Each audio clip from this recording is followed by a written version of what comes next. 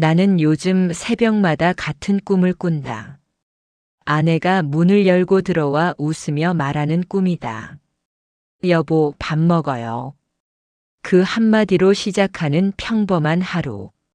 그런데 눈을 뜨면 아무도 없다. 식탁 위엔 냉장고 속 반찬이 그대로 남아있고 그 자리에 놓인 의자는 비어있다. 정희가 세상을 떠난 지 벌써 1년이 됐다. 시간은 참 이상하다. 같이 있을 땐 너무 빨리 가고 혼자가 되면 멈춘다. 우리는 45년을 함께 살았다. 좋은 날도 힘든 날도 많았지만 나는 그걸 사랑이라 생각하지 않았다. 그냥 사는 거지라고 생각했다. 사랑을 말하지 않아도 알겠지, 그렇게 믿었다. 정희는 늘 조용한 사람이었다. 말보다 눈빛으로 이야기하던 사람.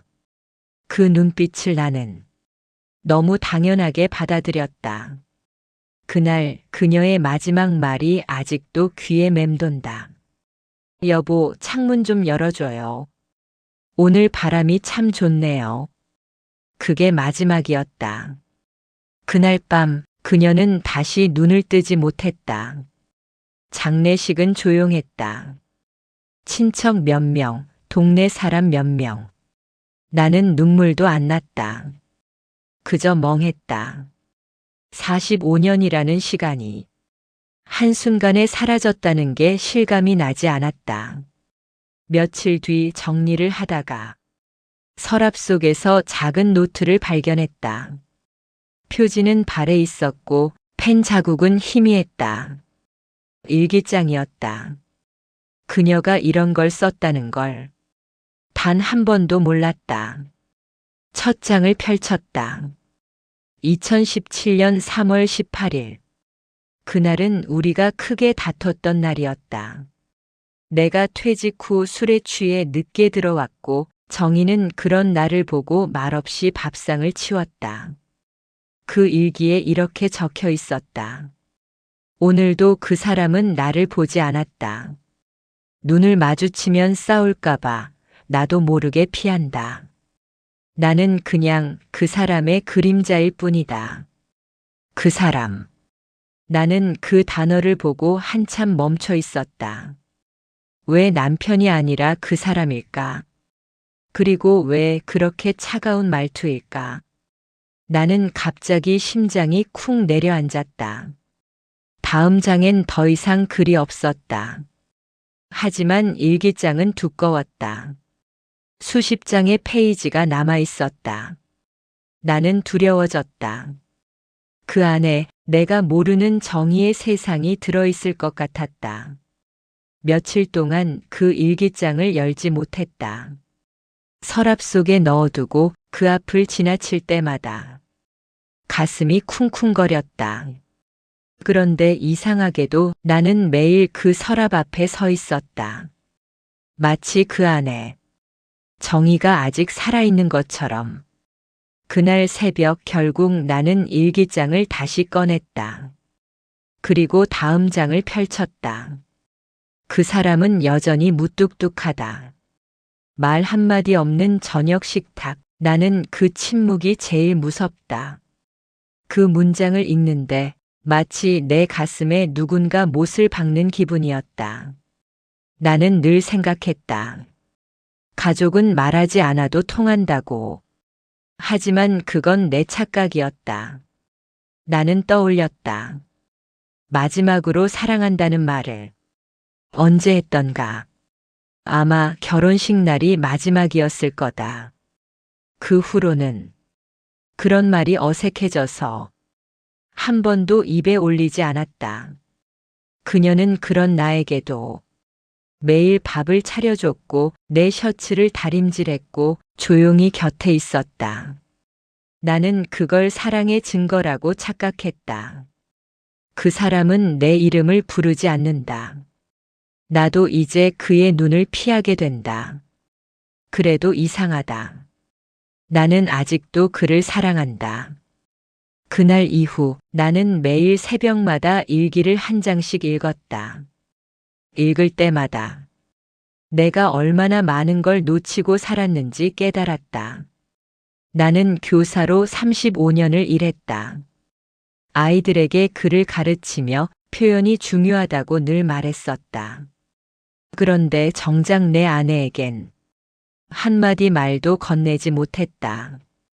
참 이상하지. 남의 글은 가르칠 줄 알았는데 내 마음은 쓰지 못했다. 그날 저녁 나는 아내의 사진 앞에 앉았다. 촛불을 켜고 조용히 말했다. 정희야, 너 나한테 화 많이 났지? 대답은 없었다. 하지만 창문이 살짝 흔들렸다. 그날 이후로 나는 매일 일기장을 한 장씩 읽고 내 일기를 한 줄씩 썼다.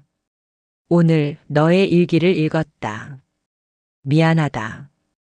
너무 늦었지. 그렇게 내 하루가 시작됐다. 정희의 일기를 읽고 내가 답장을 쓰는 하루. 그건 마치 떠난 사람과의 대화 같았다.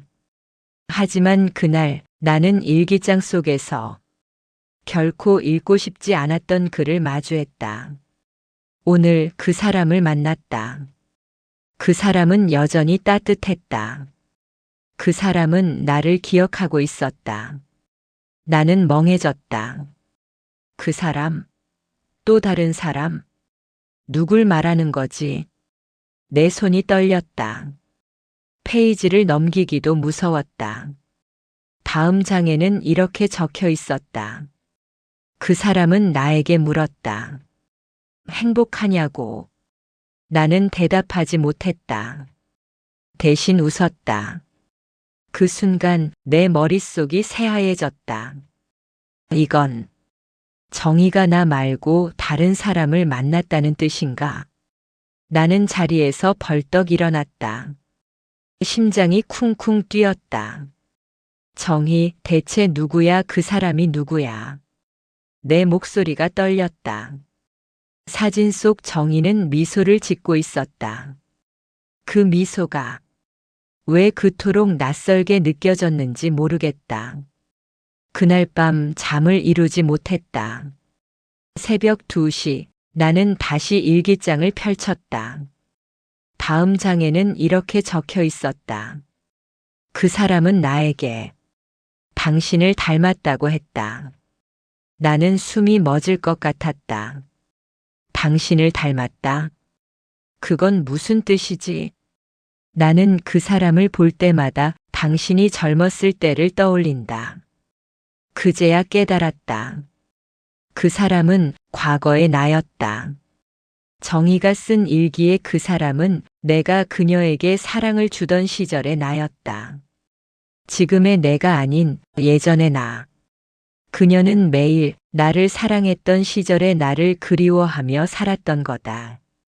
나는 일기장을 덮고 한참 동안 울었다. 소리 없이 오래 울었다. 그날 이후 나는 하루도 빠짐없이 정희에게 말을 걸었다. 정희야, 나왔어. 오늘은 바람이 좀 불더라. 저녁에 너 좋아하던 된장찌개 끓였어. 그녀는 대답하지 않았다. 하지만 이상하게 그 침묵이 더 이상 무섭지 않았다. 그건 이제 내가 만들어가는 새로운 대화였다. 사람은 떠나도 그 사람이 남긴 말은 우리 안에 살아있다. 그리고 나는 매일 그녀의 일기 옆에 이렇게 적었다. 그 사람 이제 나야. 너에게 미안했던 남자. 그날 새벽 창문 사이로 바람이 불었다. 커튼이 살짝 흔들렸다. 나는 그 바람 속에서 정희의 목소리를 들은 것 같았다. 여보, 오늘 바람이 참 좋네요. 나는 미소 지었다. 그래, 오늘 바람이 좋다. 오늘도 너와 함께다. 그날 이후 나는 매일 일기장을 한 장씩 읽었다. 읽을 때마다 정희의 숨결이 느껴졌다. 그녀는 참 꼼꼼한 사람이었다. 날짜를 빼먹은 적이 없고 글씨는 단정했다. 마치 교과서처럼 정확했다. 그런데 그 일기 속의 문장들은 그녀답지 않게 너무 따뜻했다. 누군가에게 보내는 편지 같았다. 오늘은 봄꽃이 피었어요. 당신이 좋아하던 벚꽃길을 걸었어요. 당신은 잘 지내고 있나요? 나는 머릿속이 복잡해졌다. 당신? 그건 나를 말하는 걸까? 아니면 그 사람을? 일기장은 묘하게도 내게 질문을 던지는 것 같았다. 그리고 나는 그 질문에 답할 수 없었다. 나는 일기 속 날짜를 하나하나 따라갔다. 그날은 2018년 4월 3일이었다. 정희가 혼자 여행을 다녀온 날이었다. 그 사람과 다시 벚꽃을 보았다. 내 옆에 당신은 없었지만 마음속엔 여전히 당신이 있었다. 나는 그 문장을 수십 번 읽었다. 내 옆에 당신은 없었지만 마음속엔 당신이 있었다. 그 말은 누구보다 슬프고 누구보다 따뜻했다. 정희는 나를 원망하면서도 끝까지 사랑하고 있었던 거다. 단지 표현하지 않았을 뿐. 나는 그때 처음으로 정희의 말을 듣는 연습을 했다. 그녀가 없는데도 그녀의 목소리가 들렸다. 여보, 당신은 왜 항상 조용했어요? 잠시 정적. 그 말을 듣는 순간 가슴 한쪽이 무너져 내렸다. 나는 늘 말이 적은 사람이었다. 그게 남자의 미덕이라 믿었다. 하지만 그건 가장 큰 이기심이었다. 나는 아내의 일기장을 덮고 책상 위에 앉았다. 펜을 들었다. 그리고 짧게 썼다. 정희야, 미안하다. 내가 그토록 듣고 싶던 말을 이제야 하네. 그날 밤 잠을 이루지 못했다. 새벽 3시가 넘어서야 창문을 열었다. 바람이 불었다. 그 바람이 그녀의 손길처럼 느껴졌다. 그때 마음속에서 무언가가 바뀌기 시작했다. 후회가 아니라 깨달음이었다. 정희는 내 옆에 있을 때보다 지금 더 많이 말하고 있었다. 그녀의 글로, 그녀의 침묵으로. 다음 날 나는 서랍 깊숙이 넣어둔 오래된 상자를 꺼냈다. 그 안에는 우리가 함께 찍은 사진들이 있었다. 결혼식, 여행, 아들의 돌잔치. 시간이 묻은 필름 속에서 정희는 언제나 미소를 짓고 있었다. 나는 그 미소가 진짜 행복이었는지 이제야 묻게 됐다. 그중 한 장의 사진 뒤에 작은 메모가 붙어 있었다. 이날 그는 나를 바라봤다. 그 눈빛 하나로 나는 하루 종일 행복했다. 나는 그 문장을 읽고 그 자리에 주저앉았다. 그녀는 그 눈빛 하나만으로도 행복했던 사람인데 나는 그걸 잊고 살았다. 사람은 참 어리석다. 곁에 있을 땐 모른다. 멀어지고 나서야 그 온기를 그리워한다.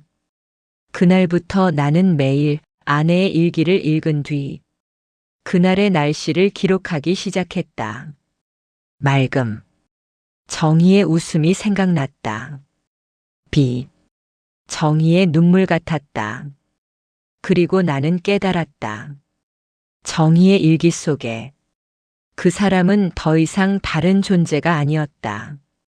그건 그녀의 마음 속에서 여전히 살아있는 우리의 시간이었다.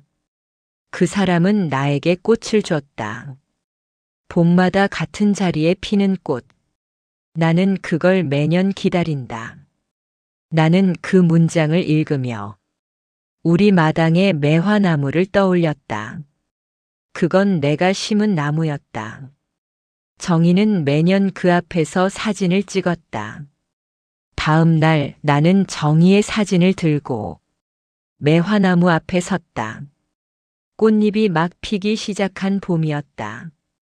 햇살이 부드럽게 내렸다. 정희야, 올해도 내가 기다리던 꽃이 폈다. 그날 바람이 불었다. 매화꽃 한 송이가 내 어깨에 떨어졌다. 나는 그것을 주워들었다. 그리고 조용히 속삭였다. 이건 내 대답이지. 그날 밤 나는 일기장을 덮으며 생각했다. 정희는 아마 이렇게 말했을 것이다. 당신이 몰랐던 사랑은 그냥 내 일상 속에 있었어요. 사랑은 꼭 드라마처럼 불꽃이 필요하지 않다. 조용히, 오래, 그렇게 머무는 게 진짜다. 그날 이후 나는 일기장을 편지라 부르기 시작했다. 읽을 때마다 정희가 내게 쓴 편지를 받는 기분이었다. 사람은 떠나도 그가 남긴 문장은 남는다.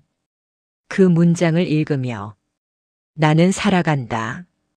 그날 밤 나는 내 일기장에 이렇게 썼다. 정희야, 오늘 내 편지를 읽었다. 그 사람 이제 내 안에도 있다. 아마 그게 사랑이었겠지. 다음 날 아침 햇살이 창문으로 스며들었다. 커피를 내리고 식탁 위에 일기장을 펼쳤다. 페이지 끝에는 짧은 글이 하나 남아 있었다. 이걸 읽는 당신에게 사랑은 사라지지 않아요. 단지 모양이 바뀔 뿐이에요. 나는 웃었다. 그래, 정희는 이미 알고 있었다. 우리의 사랑은 끝난 게 아니라 모양을 바꾼 거였다. 그날 나는 일기장을 덮었다. 그리고 낮은 목소리로 말했다. 정희야, 이제 나도 너처럼 쓸게. 오늘 사랑을 기억했다. 창문 밖으로 햇살이 반짝였다. 그건 마치 정희의 미소 같았다. 아침. 창문을 열자 찬 공기가 들어왔다. 나는 커피를 내리고 일기장 3번째 구간을 펼쳤다. 표지 뒤쪽에 다른 리본으로 묶인 얇은 묶음이 있었다. 작게 적혀 있었다. 봄 그리고 이별 준비. 손끝이 식어갔다. 나는 천천히 매듭을 풀었다. 첫 장. 검사 결과를 들었다. 의사는 조용했다. 나도 조용했다. 살아온 만큼 남은 날을 정리하기로 했다. 나는 숨을 들이마셨다. 그녀는 병을 나보다 먼저 알고 있었다. 나는 몰랐다. 아무것도 묻지 않았다. 아무것도 듣지 않았다. 다음 장. 오늘은 그의 셔츠를 다렸다. 다리고 또 다렸다. 다림질로는 펴지지 않는 주름이 있다. 나는 셔츠장 앞에 멈춰 섰다. 흰 셔츠 칼라 끝. 실밥 하나가 반짝였다. 그녀의 손이 떠올랐다. 늘 조용히 다려놓던 손. 병원에 가는 날 버스 창밖으로 매화가 피었다. 꽃이 질 때쯤이면 아마 나는 더 말수가 줄겠지. 나는 그 문장을 몇 번이고 더 읽었다. 매화. 우리 마당의 나무. 그녀는 그 나무 높이를 한 해도 빠뜨리지 않고 눈으로 재었다. 그녀는 준비하고 있었다. 인사처럼 아무 말 없이. 다음 장. 종이 끝이 약간 젖어 있었다. 눈물이 닿았던 자리. 그 사람을 다시 만났다. 봄마다 같은 벤치. 그 사람은 내 이야기를 가만히 들어줬다. 나는 속으로 되뇌었다. 그 사람. 과거의 나. 말이 많지 않았던 그래도 눈으로 듣던 청년. 나도 이제는 그 사람에게 말하고 싶다. 당신 잘 지냈냐고. 그런데 그 사람에게 닿으려면 집에 있는 그에게 먼저 닿아야 한다. 나는 그 페이지에서 시선을 거두지 못했다. 집에 있는 그, 나. 그녀는 멀어진 나에게 닿기 위해 먼 기억을 먼저 꺼내 들었다. 일기장 중간쯤 봉투가 붙어 있었다. 열람 그가 혼자 남게 되었을 때, 내가 지금 이 순간에 나는 봉투를 떼어 풀었다. 작은 카드, 얇은 잉크. 여보, 나를 너무 무겁게 기억하지 마요. 나는 무거운 사람이 아니었어요. 당신 옆에서 늘 가벼이 웃던 사람. 그 모습으로 남아있기를. 눈앞이 번져왔다. 나는 카드를 접어 가슴에 넣었다. 그녀는 내 상처를 예감하고 있었다. 다음 장. 사진을 정리했다. 우리 셋이 웃는 사진은 따로 묶었다. 아이에게 전해달라 적었다. 다만 그가 혼자 울 날에는 이 사진을 먼저 꺼내보라고 적었다. 나는 서랍에서 낡은 봉투를 찾았다. 동수 울 날에 먼저라고 적혔다. 나는 웃다가 울었다. 정의다운 문장. 정의다운 순서. 일기장 말미로 가자. 글씨가 조금 더 흔들렸다. 손에 힘이 빠졌던 시기. 그러나 문장은 더 단단했다. 나는 당신 곁에서 많이 배웠다. 말수가 적은 사랑도 오래 간다는 것을. 나는 천천히 고개를 떨궜다. 다만 다가오는 사람을 두 팔로 안아주는 법은 다음 생에서 당신에게 가르치겠다. 나는 그 자리에서 소리 없이 웃었다. 그리고 오래 울었다. 다음 장. 작은 메모와 함께 마른 매화꽃 하나가 붙어 있었다. 마당에 첫 매화를 땄다. 봄을 들고 가려 한다. 나는 매화꽃을 보았다. 이미 색을 잃었지만 모양은 남아 있었다. 사랑도 그럴까.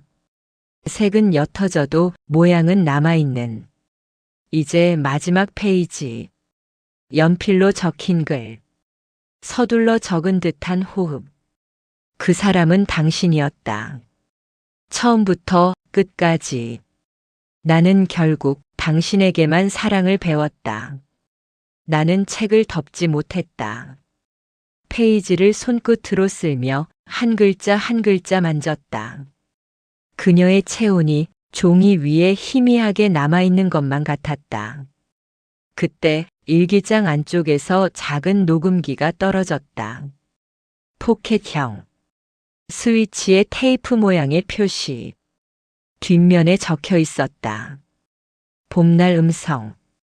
나는 오래 망설이다가 전원을 눌렀다. 동수 씨, 오늘 바람이 좋네요. 이 목소리를 당신이 들을 때면 아마 나는 창밖에 매화가지 어딘가에 앉아 있을 거예요. 당신은 늘 말이 적었죠. 나는 그 침묵이 서운하기도 했지만 그래도 그 침묵 속에 내가 있다는 걸 알았어요. 나 때문에 우리 집이 조용해서 고마웠어요. 당신이 소란을 원했다면 나는 더 시끄럽게 웃는 법을 배웠을 거예요. 동수 씨, 나는 당신을 원망하지 않으려고 노력했어요. 원망하면 내가 배운 사랑이 틀렸던 게 될까봐. 그래서 나는 과거의 당신을 자주 불렀어요. 그 사람, 젊은 당신, 나를 똑바로 보던 당신. 그런데 오늘은 현재의 당신을 부를게요. 여보, 늦어도 괜찮아요. 사랑은 늦게 오는 사람에게도 같은 자리에서 피니까요. 나는 녹음기를 가만히 쥐었다. 한동안 아무 말도 할 수 없었다. 그녀가 불렀다. 현재의 나를. 마지막엔 분명히. 여보. 그날 밤 나는 불을 끄고 부엌에 섰다. 손에 남은 매화 향을 씻지 않았다. 창밖으로 바람이 스쳤다. 어딘가에서 작은 종소리가 났다. 나는 속삭였다. 정이야. 그리고 덧붙였다. 여보, 다음 날 아침 나는 장을 봤다. 된장, 두부, 애호박. 그녀가 자주 끓이던 그 조합. 솥에 물을 올리고 문득 냉장고 문 안쪽을 보았다. 메모지 하나. 된장은 마지막으로 한 숟갈 떠. 그게 우리 집 맛. 나는 천천히 웃었다. 눈물이 함께 났다. 식탁에 그릇을 놓고 옆자리 의자를 살짝 당겼다. 그녀가 늘 앉던 자리. 빈 의자. 따뜻한 수증기. 나는 숟가락을 들었다. 한술 그녀 목. 테이블 끝에 내려놓았다. 그 순간 문득 떠올랐다. 일기장 사이 아직 펼치지 않은 작은 봉투가 하나 더 있었다. 여름으로 넘어갈 사람에게. 나는 봉투를 열었다. 엽서 크기의 종이. 파란 색연필로 그어놓은 선. 그리고 한 줄. 당신이 한 걸음만 더 오면 여름이 된다. 나는 베란다 문을 열었다. 햇살이 발끝에 닿았다. 한 걸음. 나는 내디뎠다. 그날 밤 나는 내 일기장에 썼다. 정희야. 나는 오늘 봄에서 여름으로 갔다. 내가 밀어준 걸 안다. 고맙다. 며칠 뒤 동네 우체국에서 작은 택배가 왔다. 보낸 사람 없음. 발송지 우리 집. 나는 고개를 갸웃했다. 상자를 열었다. 하얀 스카프 하나. 그리고 카드. 겨울에 모기 시리면 둘러요. 당신이 기침할 때 내가 늘 그랬던 것처럼. 나는 스카프를 쥐고 그 자리에서 한참을 서 있었다. 그녀가 한 계절씩 나를 건너가게 하고 있었다. 해가 서쪽으로 기울 무렵 나는 마당에 나가 의자 2개를 놓았다. 한 자리는 나, 한 자리는 그녀. 바람이 지나갔다. 매화잎 하나가 의자 위에 앉았다. 나는 그 잎을 들어 책갈피 사이에 끼웠다. 동수정이 봄의 자리. 내 글씨로 적었다. 밤이 되었다. 하늘이 맑았다. 별이 흔했다. 나는 베란다 난간에 손을 얹고 말했다. 정희야, 듣고 있지? 대답 대신 멀리서 강아지 짖는 소리. 가까이서 바람이 커튼을 스쳤다. 그 소리를 나는 고개로 끄덕이며 들었다. 일기장을 덮기 전 마지막 몇 장을 더 넘겼다. 쪽지 하나가 붙어 있었다. 매듭처럼 짧은 문장. 여보, 나를 잊지 말라는 뜻이 아니에요. 나를 잊어도 좋으니 당신을 잊지 말아요. 나는 그 문장을 가슴속 깊이 넣었다.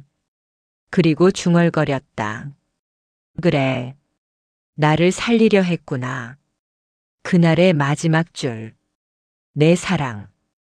당신의 남은 생에 내가 봄으로 남기를. 나는 조용히 고개를 끄덕였다. 남아있어. 봄으로. 스탠드 불을 끄자 방 안이 깊어졌다. 어둠이 무섭지 않았다. 어둠은 그녀가 내 우는 얼굴을 보지 못하게 해주는 벽 같았다. 나는 그 어둠 속에서 천천히 오래 울었다. 그러다 마지막엔 웃었다. 사랑은 이별을 배우는 일일지 모른다. 그 배움의 끝에 서서 나는 알았다. 그 사람은 처음부터 지금의 당신이었다는 것을. 아침. 햇살이 유리컵을 통과해 식탁 위에 작은 무늬를 만들었다. 나는 일기장을 덮고 천천히 문을 나섰다. 오늘은 정의를 기억하는 사람들을 만나러 간다. 그녀가 남겨둔 여름의 증언을 듣기 위해. 채소 가게 미리 결제한 장보기. 골목 첫 모퉁이. 늘 보던 채소 가게. 어이쿠 선생님. 오랜만이네요. 오이 2개. 애호박 하나. 아, 미나리도 조금. 정혜 씨가 늘 적던 거네요. 나는 고개를 들었다. 아내가요? 정혜 씨가 장보기 봉투를 맡겨두고 갔어요. 여름 끝날 때까지 남편이 오면 이 목록대로 주세요. 계산은 제가. 그렇게 말하고 갔죠. 사장은 무늬 봉투를 꺼내 보였다. 얇은 봉투 안에 작은 메모. 된장은 마지막 한 숟갈 떠. 그게 우리 집 맛. 나는 봉투를 두 손으로 받았다. 손끝이 떨렸다. 그날 정혜 씨가 울더군요. 그래도 웃고 갔어요. 여름이 길다고 다행이라고. 고맙습니다. 버스 정류장 앞문 두 번째 자리. 정류장 의자. 햇빛이 조금 따가웠다. 버스 기사. 선생님. 자주 뵈던 분이었죠. 앞문 타서 두 번째 자리. 항상 창밖만 보던 분. 나. 아내였을 겁니다. 버스 기사. 봄엔 꽃길. 여름엔 하늘. 겨울엔 사람들 얼굴을 보셨어요. 그리고 종점 근처에서 빵집에 들르시곤 했어요. 버스 기사. 그분이 교통카드 2개 주고 가셨어요. 남편이 잃어버리면 하나 더 쓰게요. 제가 보관해 오라 하시더군요. 얇은 카드 2장이 내 손바닥 위에서 부드럽게 부딪혔다. 정희야, 넌 늘 나를 한 계절 앞에서 기다렸구나. 병원 복도 간호사의 쪽지. 아보자분. 정희님 차트에 작은 메모가 있어요. 나는 고개를 끄덕였다. 퇴원 교육 노트 맨 뒤에 손글씨 한 줄. 남은 사람에게 알려주실 게 있다면 김치 담글 때 소금은 꼭 한 번에 말고 3번에 나눠 넣으라고 전해주세요. 그래야 서운한 맛이 없어요. 의료 기록에 이런 메모 처음 봤어요. 근데 참 좋더군요. 그 사람은 늘 그렇게 사소함으로 나를 살렸습니다. 우체국 반환된 엽서. 박동수님, 보관물품 있습니다. 직원은 철 서랍에서 작은 꾸러미를 꺼냈다. 발송 대기 엽서드립니다. 수신인 미래의 동수에게. 우편 규정상 발송이 어려워. 보관 요청 메모가 붙어 있더군요. 나는 고개를 끄덕였다. 봉투를 열었다. 엽서 1. 오늘은 당신이 늦게 왔어요. 그래도 저녁은 같이 먹었어요. 늦게라도 같이 앉아 있는 것, 그게 부부더라고요. 엽서 2. 여름의 가운데. 당신이 땀을 닦다가 나를 한 번 봤어요. 그 하루가 길어서 좋았어요. 엽서 3. 가끔 당신이 혼자 산책을 나가면 따라가고 싶었어요. 하지만 당신의 침묵을 존중하는 법도 사랑이더군요. 한 장은 우체국장 책상에 붙어 있었어요. 죄송하지만 감동이어서. 나는 고개를 낮추었다. 붙여두세요. 그 사람의 글은 남아있는 게 좋습니다. 오래된 이발소 천장에 붙은 사진. 오, 동수 왔나. 오늘은 들기름 냄새가 나네. 정희가 장을 봤군. 나는 의자에 앉았다. 천장 한번 봐라. 사진 하나 붙여놨다. 천장을 올려다보았다. 거꾸로 매달린 채. 빛받는 사진 한 장. 우리 둘의 젊은 날. 웃는 얼굴. 매화 앞. 정희가 두고 갔다. 동수 씨가 여기 오면 고개 한번 들어보게 해주세요. 그 말이 하도 예뻐서 말이다. 나는 고개를 오래 들고 있었다. 목이 아픈 줄도 모르고. 공원 벤치 각인된 글자. 작은 공원. 낡은 벤치, 나무판에 얕게 각인된 글자. 처음부터 끝까지 제이. 나는 손가락으로 그 글자를 더듬었다. 처음부터 끝까지. 노인이 옆자리에서 웃었다. 할머니가 저 글자 새길 때 내가 말렸지. 안 걸립니다 하시더군. 나는 옅게 웃었다. 걸려도 좋습니다. 내겐 허락돼야 하니까요.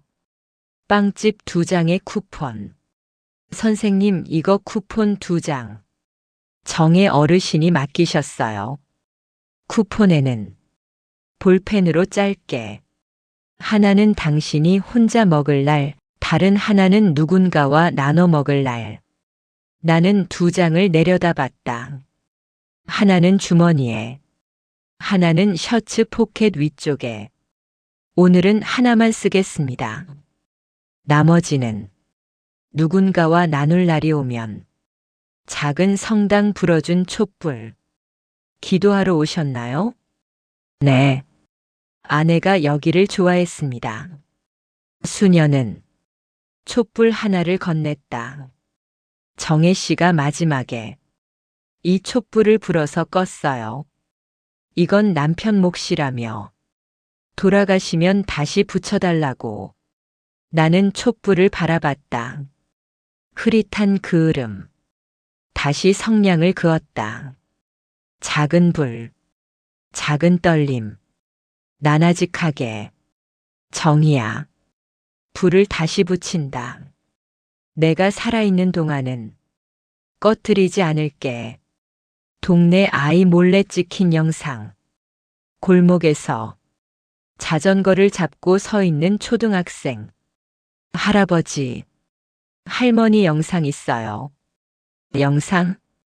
봄마다 새싹 찍는 할머니를 찍었어요. 웃을 때 예뻐서요. 휴대폰 화면. 흑선. 무릎을 꿇고 새싹을 만지는 작은 움직임.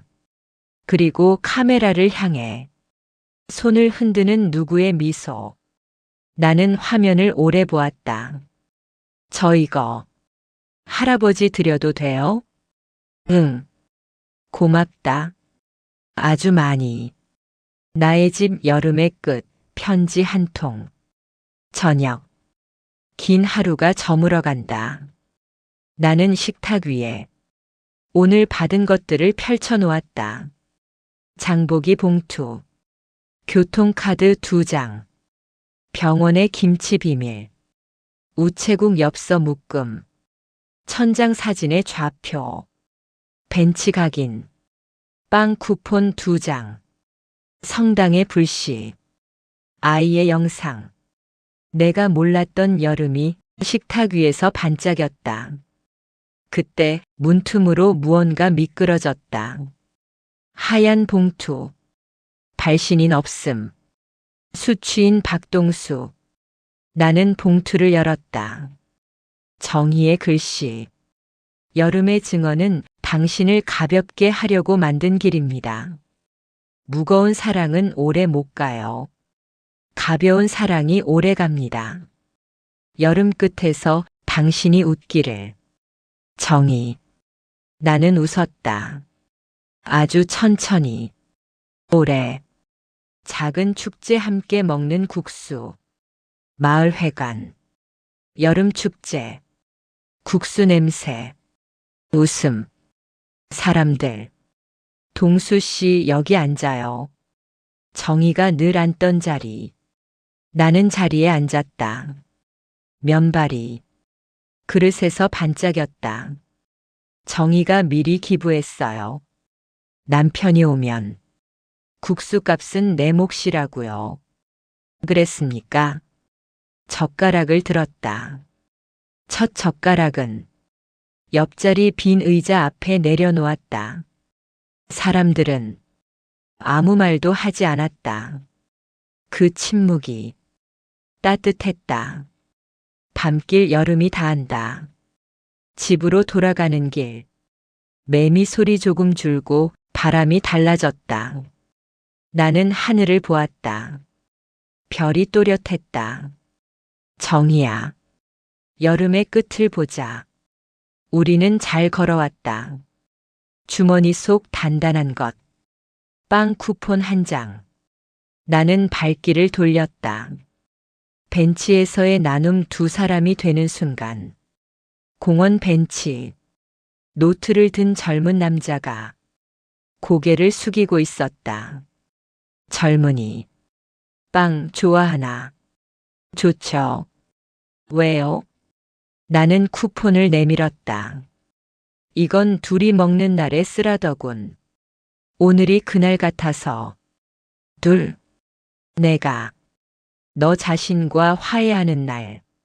사람은 그때 둘이 되지. 남자는 웃다가 그만 울었다. 나는 그의 등을 가볍게 두드렸다. 정희야, 내가 만든 여름길 위에서 또 한 사람이 가벼워지고 있다. 밤 식탁 여름의 일기. 잭. 스탠드 불. 일기장. 나는 오늘의 첫 문장을 썼다. 정희야, 오늘 나는 많은 사람의 입을 통해 너를 만났다. 너는 어디서나 가볍게 웃고 있었고 어디서나 나를 챙기고 있었다. 사랑이 모양을 바꾸면 여름이 된다. 나는 오늘 여름을 배웠다. 펜을 내려놓았다. 창문을 열었다. 바람이 들어왔다. 촛불이 살짝 흔들렸다. 나는 껐다가 다시 붙였다. 가을이 왔다. 창문을 열자 서늘한 공기가 들어왔다. 매화잎이 노랗게 물들고 있었다. 나는 일기장을 덮고 사진첩을 폈다. 정희가 찍어둔 사진 사이 낯선 봉투 하나가 끼워져 있었다. 앞면에는 짧게 써 있었다. 가족에게, 아들 민수에게 전화를 걸었다. 아버지요? 그래, 시간 되면 집에 오너라. 할 얘기가 있다. 무슨 일이세요? 내 어머니 일기장을 봤다. 그 안에 내 이름도 있더라. 네. 내려갈게요.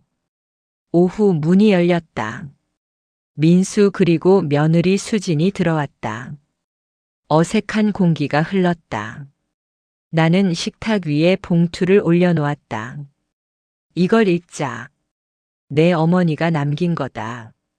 민수는 손끝을 떨며 봉투를 찢었다. 민수야, 수진아. 아버지를 원망하지 말아라. 그분은 사람의 속보다 침묵이 먼저 나오는 사람이다. 그게 사랑인지 몰랐을 뿐이다.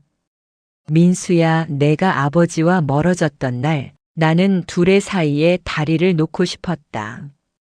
그러니 내가 돌아와 그 다리를 건너라. 수진아, 내가 요리 비법을 하나 남긴다.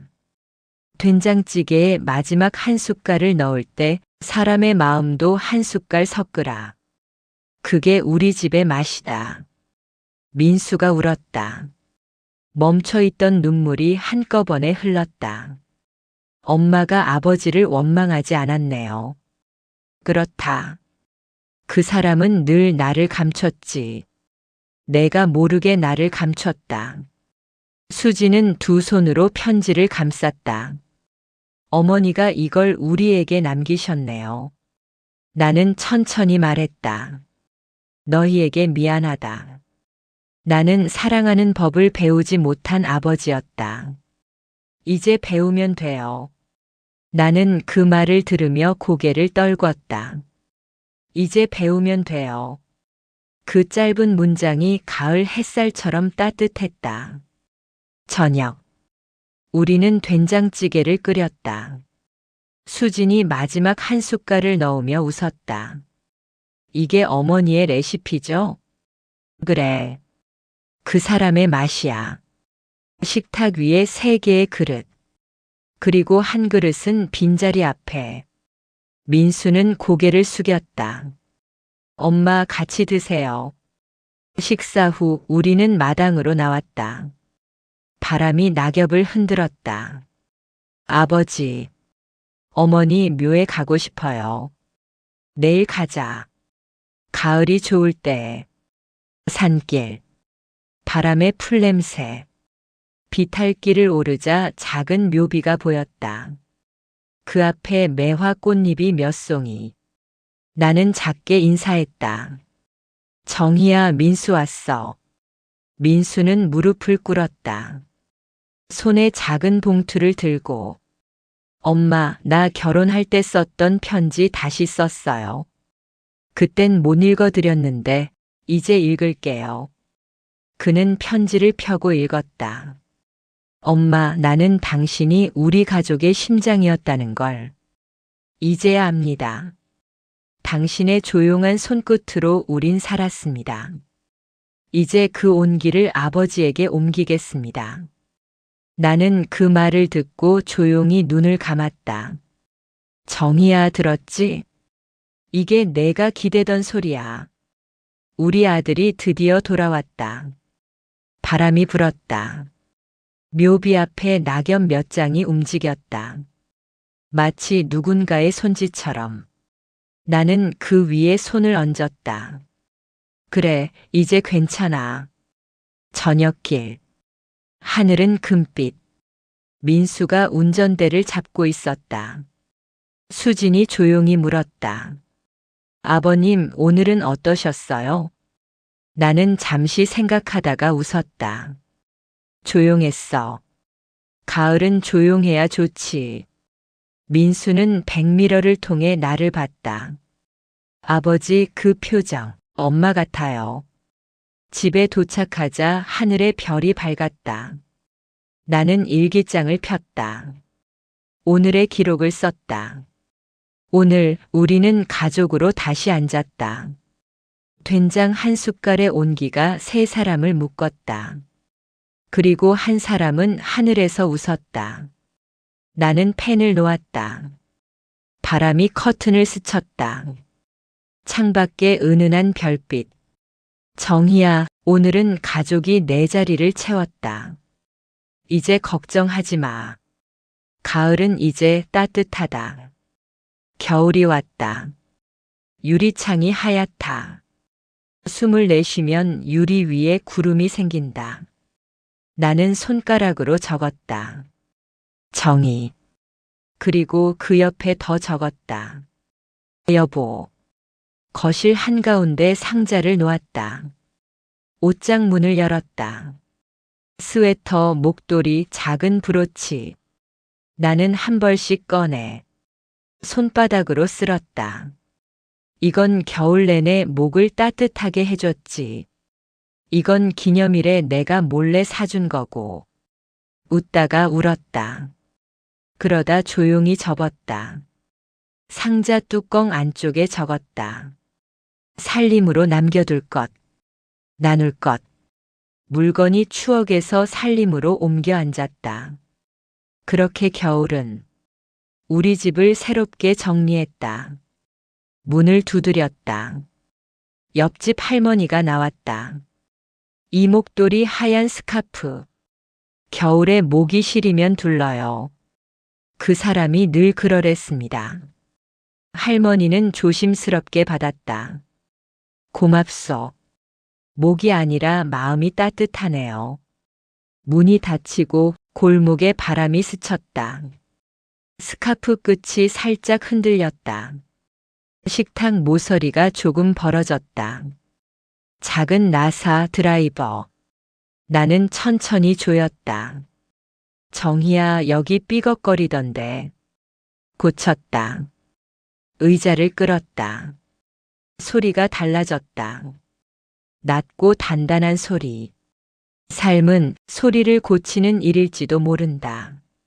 눈이 내렸다. 유리창에 부딪혀 작은 별이 되어 흩어졌다.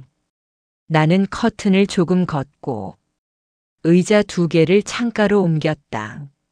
한 자리는 내 자리, 한 자리는 그녀 자리. 여기 앉자. 첫눈이네. 의자 위 빈 머그컵 하나. 따뜻한 김이 허공에 남았다. 현관으로 가다. 우편함을 열었다. 하얀 봉투. 보낸 사람 없음. 봉투 안에는 장바구니 영수증 1장, 빵 2개, 우유 1병, 라면 3개. 그리고 손글씨. 겨울에는 국물이 필요해요. 아끼지 말고 끓여 먹어요. 정이. 나는 라면을 꺼냈다. 냄비에 물을 올리고 마지막에 달걀을 풀었다. 내가 말하던 국물 맛. 그게 이거였지. 연기 사이로. 얼굴이 따뜻해졌다. 문 밖에서 발소리가 멈췄다. 초인종을 누르지 못하고 서성이는 소리. 문을 열었다. 여름에 영상을 주던 아이였다. 할아버지 숙제 좀 봐주실 수 있어요?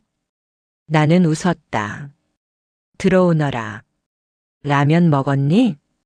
아직이요. 우리는 라면을 나눠 먹었다. 그릇에서 김이 나왔다. 아이의 눈이 반짝였다. 할머니가 끓여주던 맛 같아요. 그래. 우리 집 겨울 맛이야. 그렇게 식탁은 다시 둘이 되었다. 라디오를 켰다. 작은 볼륨. 낯선 DJ의 목소리. 겨울, 누군가를 생각하고 계신가요? 나는 대답 대신 볼륨을 아주 조금 올렸다. 라디오는 음악을 틀었다. 낡은 팝송.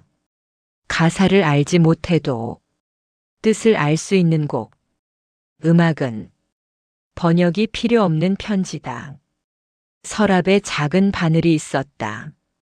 정희가 쓰던 손뜨개 바늘. 하얀 털실 한 뭉치. 나는 유튜브를 켰다. 초보 손뜨개 목도리. 느린 손. 자주 풀리고 자주 다시 시작. 그래도 조금씩 길어지는 실. 내가 내 목을 덮는 법을 배우는구나. 실은 손끝의 시간으로 자랐다. 보일러가 잠깐 멈췄다. 이웃 청년을 불렀다. 배관에 공기가 찼네요. 이럴 땐 한 번 빼줘야 해요. 나는 배웠다. 밸브를 돌리는 법. 온수를 서서히 올리는 법. 고맙네. 라면 또 끓여주세요. 우리는 웃었다. 겨울은 서로 배우는 계절이었다. 성당에 갔다. 촛불은 조용히 타고 있었다. 나는 성냥을 그었다. 작은 불씨가 살아났다. 정혜 씨의 불을 잘 지키고 계시네요. 꺼질까봐 가끔 불어 꺼지고 싶었어요. 근데 다시 붙였습니다. 그게 사랑의 습관이지요. 서랍 밑바닥에서 카세트 테이프가 나왔다. 결혼식 축가라고 적힌 라벨. 나는 낡은 플레이어를 꺼냈다. 버튼을 눌렀다. 잡음. 그리고 합창. 그 사이로 누군가의 웃음소리. 정희의 웃음이었다. 깨끗하고 맑은. 나는 그 웃음에 맞춰 웃었다. 그리고 울었다. 나는 작은 수첩을 꺼냈다. 매일 한 줄. 오늘의 날씨와 오늘의 사람. 맑음. 아이와 라면을 나눠 먹음. 눈. 스카프를 이웃에게 건냄. 바람. 촛불을 다시 붙임. 수첩은 살아있음을 적는 노트였다. 거실 벽에 작은 못 하나를 박았다. 사진을 걸기 위해. 우리 둘의 매화합 사진. 망치를 들고 3번, 4번. 단단한 소리. 사진이 걸렸다. 거실이 달라졌다. 겨울집이 새로운 얼굴을 얻었다. 책상에 앉았다. 펜을 들었다. 동수야, 내가 잘했다. 오늘도 밥을 지었고 사람을 만났고 웃었다. 정희가 가장 좋아하던 너의 얼굴이었다. 편지를 접어 책상 서랍 맨 앞 칸에 넣었다. 내가 나에게 주는 겨울의 선물. 늦은 밤. 문 앞에 눈이 쌓였다. 발자국 2쌍. 내가 나간 발자국과 돌아온 발자국. 나는 문지방에 서서 천천히 신발을 정리했다. 들어오자. 여보, 같이 들어오자. 빈집이 아니다. 소리가 있고 불이 있고 숨이 있다. 집은 살아있었다. 아침 우편함. 하얀 봉투 하나. 맨 끝에 아주 작은 글씨. 겨울이 끝날 즈음 열어주세요. 나는 주머니에 넣었다. 오늘은 열지 않는다. 겨울엔 겨울을 살기로 했다. 커피를 올렸다. 식탁 위 김이 하늘로 올랐다. 현관 앞. 박스를 든 젊은 부부가 서 있었다. 안녕하세요. 오늘 이사 왔습니다. 혹시 쓰시던 도마 어디에서 사셨어요? 그 모서리 곡선이 예뻐서요. 나는 웃었다. 그건 사람 손으로 만든 겁니다. 아, 그래서 따뜻했군요. 우리는 인사를 나눴다. 문이 닫히자 현관이 더 환해진 것 같았다. 나는 수첩을 펼쳤다. 오늘 새 이웃과 인사. 도마 이야기로 웃다. 내일은 김치국을 끓여서 한 그릇 갖다 드리자. 겨울에 국물이면 좋다고 누군가 내게 가르쳐 주었으니까. 펜 끝이 떨림없이 멈췄다. 이제 손이 겨울을 견디는 법을 안다. 스탠드를 끄고 침대에 누웠다. 천장, 어둠, 가벼운 숨. 나는 아주 낮게 불렀다. 정이야. 대답 대신 보일러가 고르게 돌아갔다. 그 소리가 자장가 같았다. 눈을 감았다. 꿈에서 우리는 겨울 외투를 벗었다. 겨울 끝. 눈자국이 마르고 길모퉁이에 물이 고였다. 나는 우편함을 열었다. 하얀 봉투. 작게 적혀 있었다. 겨울이 끝날 즈음 열어주세요. 나는 깊게 숨을 들이쉬고 봉투를 열었다. 안에는 접힌 지도 한 장. 그리고 짧은 편지. 여보, 겨울 잘 견디셨어요. 이제 봄을 같이 보러 나가요. 지도에 작은 동그라미 5개. 거기엔 우리의 봄이 숨어 있어요. 한 곳에 갈 때마다 오늘 보인 색 한 가지를 적어주세요. 봄은 색으로 오니까요. 정이. 나는 지도를 펼쳤다. 빨간 펜으로 그려진 원. 번호 1부터 5까지. 낯익은 동네의 풍경이 연필선처럼 얇게 누워 있었다. 마당. 가지 끝. 눈 대신 꽃. 나는 나무 앞에 섰다. 손끝으로 꽃잎을 만졌다. 색 하양. 수첩에 적었다. 하양은 겨울의 잔설 같고 처음의 마음 같았다. 정이야. 첫색 잘 보인다. 바람이 살짝 불었다. 꽃 한 장이 내 손등에 앉았다. 버스에서 내렸다. 정류장 옆. 그녀가 자주 걷던 길. 분홍빛이 하늘로 번졌다. 벚꽃 아래 벤치 하나.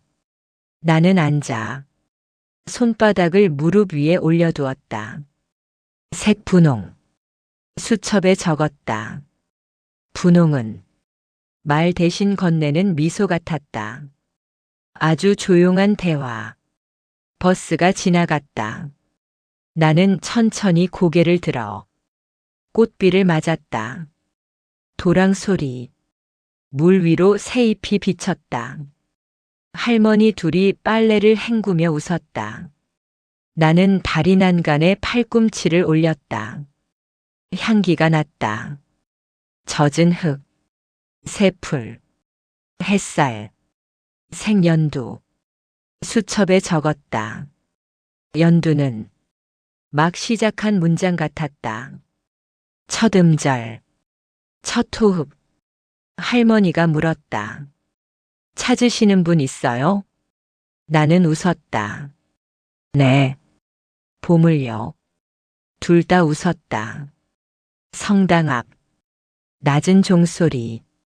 아이들이 뛰었다. 마당 가장자리. 작은 화단 위로. 금빛 수선화가 고개를 들었다. 수녀가 손을 흔들었다. 오셨어요. 나는 고개를 숙였다. 촛불 앞에서 숨을 고르고 수첩을 펼쳤다. 색 금빛. 금빛은 살아남은 약속의 색이었다. 끝나지 않는 불씨. 정혜 씨가 남편분이 오시면 이 문장을 읽어달라 하셨어요. 수녀가 종이를 내밀었다. 당신의 겨울이 길었다면 우리는 더 오래 봄을 봐요. 나는 눈을 감았다. 작게 고개를 끄덕였다. 지도 마지막 원. 강변. 물비늘이 햇살을 밀어 올렸다. 바람이 얼굴을 스쳤다. 나는 깊게 숨을 들이마셨다. 수첩에 적었다. 파랑은 숨의 색이었다. 가슴을 드나드는 조용한 물결. 벤치 등받이에 얕게 새겨진 글자를 발견했다. 처음부터 끝까지. 제이. 나는 손가락으로 그 글자를 다시 한번 더듬었다. 처음부터 끝까지. 강물은 끊어지지 않고 흘렀다. 집으로 돌아와 식탁 위에 수첩을 펼쳤다. 하양, 분홍, 연두, 금빛, 파랑. 나는 펜을 들었다. 5색을 이어 한 줄의 문장을 만들었다. 눈이 녹고 꽃이 피고 새잎이 돋고 불씨가 살아나 숨이 돌아왔다. 그 아래 한 줄을 더 적었다. 여보, 오늘 봄을 보았습니다. 그때 봉투 안쪽에서 작은 천주머니가 떨어졌다. 주머니엔 씨앗이 들어 있었다. 작게 붙은 쪽지. 마당 왼쪽 햇살이 오래 머무는 자리. 다음 봄을 위해. 나는 현관문을 열고 나갔다. 마당 왼쪽. 햇살이 가장 오래 머무는 자리. 작은 구멍을 파고 씨앗을 떨어뜨리고 흙을 살짝 덮었다. 물조루로 물을 적셨다. 다음 봄에 보자. 바람이 지나갔다. 흙냄새가 올라왔다. 저녁. 민수에게 전화를 걸었다. 아버지, 오늘 엄마 지도 따라 다녀왔다. 네, 엄마 지도요? 하양, 분홍, 연두, 금빛, 파랑. 무슨 뜻이에요? 엄마가 본 봄의 색이란다. 너도 하나 보거라. 내 아이에게도 한 색을 가르쳐라. 네, 아버지. 봄은 색으로 온다. 전화가 끊어진 뒤 창밖의 하늘이 조금 더 옅어졌다. 어둠 속에서도 색은 사라지지 않았다. 그저 더 부드러워질 뿐. 책상. 스탠드 불 아래서 나는 편지를 썼다. 정희에게. 지도 고맙다. 오늘 나는 5색으로 하루를 들었다. 하양은 내 첫 웃음, 분홍은 내 작은 대답, 연두는 우리가 배우는 법, 금빛은 우리가 지키는 약속, 파랑은 우리가 함께 쉬는 숨. 내일도 나가보마. 오늘 본 색을 내 삶 안으로 들이는 연습을 하마. 여보, 봄이 왔다. 봉투를 접어 일기장 사이에 끼웠다. 그게 오늘의 대화였다. 새벽. 아직 해는 떠오르지 않았다. 나는 창문을 조금 열었다. 차가운 공기와 새로운 냄새, 젖은 흙, 먼 꽃, 나무 껍질, 살아있는 냄새, 살아가라는 냄새. 나는 두 손으로 창문 틀을 감싸쥐고 조용히 말했다. 여보, 오늘은 창문을 활짝 열어둔다. 우리 둘의 봄이 지나가도록. 커튼이 옆으로 물러났다. 별빛이 남아있는 하늘 위로 아주 얇은 빛의 선이 걸렸다. 수첩을 펴고 오늘의 할 일을 적었다. 김치국 한 그릇, 새 이유 3개, 부엌에서 국물을 우렸다. 마지막 한 숟갈, 그녀의 방식대로 현관 앞 문을 두드렸다. 안녕하세요. 김치국이에요. 겨울 끝, 봄 시작에는 국물이 좋습니다. 젊은 부부가 웃었다. 향이 참 좋네요. 나는 고개를 끄덕였다. 한 숟갈은 사람의 마음입니다. 그들은 이유를 묻지 않았다. 나는 더 설명하지 않았다. 봄은 길게 말하지 않아도 전해지는 계절이었다. 거실 벽, 매화 앞에 사진 옆에 새 카드를 걸었다. 하양, 분홍, 연두, 금빛, 파랑. 5점. 손가락으로 그린 작은 원. 그 아래에 작은 글씨로 적었다. 정의의 봄지도. 집이 조금 더 환해졌다.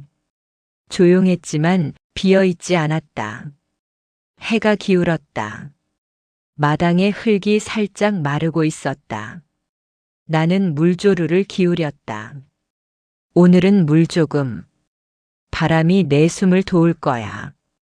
씨앗에게 말을 건넸다. 아무 대답도 없었지만 나는 알았다. 들렸다는 걸. 땅속이 아주 작게 움직였다는 걸. 성당에서 받은 촛불을 창가에 올렸다. 오늘의 5색을 봉헌합니다. 우리가 잊지 않게 해주세요. 봄은 매년 오지만 같은 봄은 없다는 것을. 불꽃이 가늘게 흔들렸다. 나는 손을 모았다. 오래 조용히. 잠자리에 들기 전 나는 일기장 맨 앞장에 작게 한 줄을 더 적었다. 우리 집은 2 사람이 짓고 1 사람이 이어 쓴 집. 책을 덮었다. 불을 끄기 전 마당을 한 번 더 보았다. 어둠 속 작은 흙둥이. 그 안에서 아주 느리게 무언가가 자라고 있었다. 나는 속삭였다. 내일 보자. 그리고 천천히 눈을 감았다. 새벽. 햇빛이 아직 들지 않은 시간. 나는 창문을 조금 열었다. 차가운 공기. 깊은 숨. 그리고 마음의 빈자리로 스며드는 작은 따뜻함. 여보, 이제 마지막 장을 쓸게. 너와 나, 우리 둘의 집 이야기의 마지막 장. 삐작은 신호음. 정희에게. 여보, 잘 지냈지? 오늘은 내가 남긴 지도에서 시작한 봄이 어떻게 여름이 되고 어떻게 가을로 남았는지 말해보려고 한다. 나는 장보기를 배웠다. 된장은 마지막 한 숟갈, 국물은 아끼지 말 것. 그리고 사람의 마음 한 숟갈. 나는 창문 여는 법을 배웠다. 침묵을 바람으로 통역하는 법을. 나는 2 자리를 차렸다. 한 숟갈은 나, 한 숟갈은 너. 빈 의자도 밥을 먹는다는 걸. 나는 나에게 편지를 썼다. 동수야, 오늘도 잘 살았다. 그렇게 내 이름을 처음으로 다정하게 불러봤다. 나는 이웃의 이름을 외웠다. 젊은 부부 채소가게 사장님, 버스 기사님, 성당의 수녀님, 그리고 새싹을 찍어준 아이. 사람을 외우는 법을 다시 배웠다. 여보, 너는 떠났지만 나는 내가 남긴 문장으로 산다. 봄은 색으로 오고 여름은 가벼움으로 오래가며 가을은 화해로 좌석을 채운다. 그리고 겨울은 집을 고치는 계절이다. 나는 겨울을 견뎠고 봄을 열었고 여름을 지나 지금 가을 한가운데에 서 있다. 그래서 오늘 우리 집의 간판을 바꿔단다. 현관벽에 작은 표지판 하나, 손글씨, 굵은 스트로크, 그리고 작은 꽃 그림. 두 사람이 짓고 한 사람이 이어 쓰는 집. 나는 표지판을 한 걸음 물러서서 바라봤다. 햇빛이 글자 위로 부드럽게 내려앉았다. 그 문장이 집의 문을 대신 열어주고 있었다. 공원, 강변 바람, 낡은 벤치. 나는 얕게 새겨진 글자 옆에 작게 이니셜 하나를 더 새겼다. 처음부터 끝까지 JD. 넘치지도 모자라지도 않게. 우리는 여기에 머무를 거야. 물비늘이 눈부셨다. 한때는 슬픔처럼 보이던 빛이 지금은 살아있음처럼 반짝였다. 딩동. 문이 열렸다. 아버지. 오셨어요, 아버님. 할아버지. 나는 가방에서 유리병 하나를 꺼냈다. 된장. 그리고 메모. 마지막 한 숟갈. 이건 우리 집의 맛. 수지는 웃었다. 민수가 그릇을 놓았다. 지호가 숟가락을 나눠줬다. 가을 식탁은 내가 채워주던 빈자리를 조용히 채우고 있었다. 우리는 내 이야기를 했다. 된장찌개가 끓는 동안 내가 좋아하던 노래가 라디오에서 흘렀다. 엄마가 아니, 어머니가 오늘도 여기 앉아 있는 것 같네요. 나는 고개를 끄덕였다. 여전히 그것만으로 충분했다. 밤. 혼자 돌아온 집. 식탁 위에 휴대폰. 아이에게서 새 영상이 와 있었다. 봄부터 여름, 그리고 초가을에 이르기까지 한 뼘씩 자라는 새싹의 타임랩스. 마지막 프레임에 아이의 글씨. 할머니가 좋아하던 자리. 이제 할아버지가 물을 주고 있어요. 나는 화면을 오래 바라봤다. 새싹이 자라고 잎이 흔들리고 햇살이 조금씩 기울어지는 그 장면. 마치 인생이 한 컷씩 자라나는 느낌이었다. 정희야, 이제 너 없이도 나는 매일 누군가의 자람을 본다. 그게 참 좋다. 화면 끝에는 짧은 문장이 있었다. 할아버지, 봄은 돌아온다고요. 나는 웃었다. 눈물이 웃음 속으로 섞여들었다. 책상 위에 정희의 일기장. 그 안에는 한 장 더 얇은 쪽지가 있었다. 비어있는 줄 사이 작은 글씨로 적혀 있었다. 여보, 나 없이도 하루를 잘 살았다면 그게 나의 마지막 기도입니다. 사람이 남긴 건 말이 아니라 말 사이의 침묵이래요. 그 침묵이 따뜻하면 사랑은 완성된 거예요. 나는 쪽지를 손바닥에 올려놓고 천천히 눈을 감았다. 그녀의 목소리가 귓속 어딘가에서 들려오는 듯 했다. 동수 씨, 그럼 됐어요. 다음 날 아침, 하늘이 높았다. 나는 조용히 신발을 신었다. 정희와 함께 걸었던 길, 골목을 지나 강변까지 걸었다. 물결이 잔잔했다. 나는 발끝으로 모래를 살짝 쓸었다. 그때 내 옆에 새 발자국 하나가 찍혔다. 누군가가 아니라 기억이 남긴 발자국. 나는 그 옆에 한 발짝을 더 내딛었다. 두 발자국. 그게 우리였다. 바람이 불었다. 머플러 끝이 살짝 들렸다. 나는 고개를 들었다. 매화가지 끝, 새 꽃눈이 맺혀 있었다. 정희야, 이게 내가 말하던 그거구나.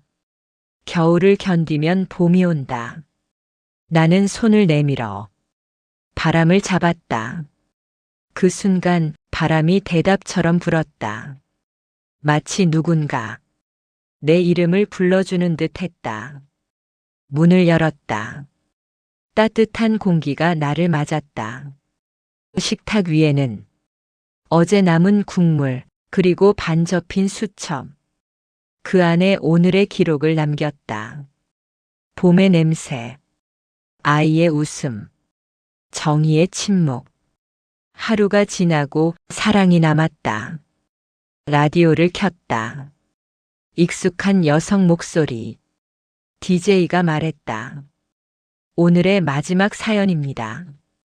두 사람이 짓고 한 사람이 이어 쓰는 집이라는 닉네임으로 보내주셨어요. 그녀가 떠나도 우리는 같은 계절을 다시 겪습니다. 다른 봄이 와도 같은 마음으로 바라볼 수 있다면 사랑은 여전히 그 자리에 있습니다. 나는 웃었다. 그 사연 내가 쓴 거다. 라디오를 끄지 못한 채 그 목소리와 함께 밤을 지났다. 햇살이 거실로 스며들었다. 창문을 열자 매화꽃이 하얗게 피어 있었다. 나는 커피를 내리고 식탁에 앉았다. 그 자리에 빛이 앉았다. 정희의 의자 쪽에서 커튼이 살짝 움직였다. 그래, 여보. 오늘도 함께 있자. 커피 향이 공기 속으로 퍼졌다. 그 향기 위로 한 줄의 문장이 떠올랐다. 처음부터 끝까지 인생에도 계절이 있습니다. 누구에게는 봄 같던 시절이 누군가에겐 긴 겨울이 되기도 하죠. 계절극장은 그 모든 인생의 계절을 이야기합니다. 다시 피어나는 추억, 가슴을 울리는 사연, 그리고 지금 이 순간의 우리 이야기까지. 당신의 계절이 머무는 곳, 계절극장입니다.